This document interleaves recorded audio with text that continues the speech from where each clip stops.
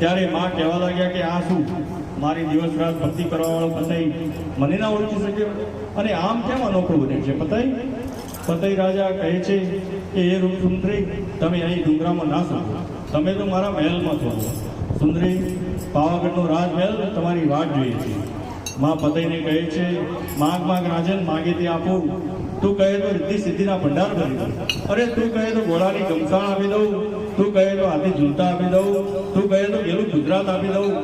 પણ એ પતઈ, તું મને રાજમહેલમાં લઈ જવાની જીત છોડી દે. પતઈ બોલે છે, અરે સુંદરી, હું કોણ? પતઈ રાજા, મારે ધન દોલતની શી ખોટ છે? હું ગઢ પાવાગઢનો રાજવી, મારે તો ખોટ છે તમારા જેવી પટરાણી. માં કહે છે, નક્કી પતઈ, તારા પાપનો ઘોડો ભરાઈ ગયો છે રાજન, તો તે મને ના ઓળખી રાજન? તેમ છતાં પતઈ રાજા માનતા નથી અને માનવ પાલો પકડે છે. અને માં કહે છે રાજનને કે એ રાજન, તે પુત્ર બનીને મારો પાલો પકડ્યો હોત તો તારી 72 પેઢી તારી દે, પણ તે મારા પર કુદરતી નજર નાખી છે. મારો પાલો મેલી દે રાજન, મેલી દે મારો પાલો.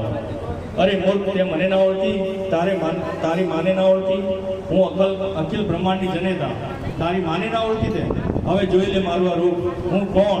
કાળી, મહાકાળી, પાવાગઢવાળી. એમ કઈમાં ક્રોધે ભરાઈને પોતાનું રૂપ લઈને આવે છે.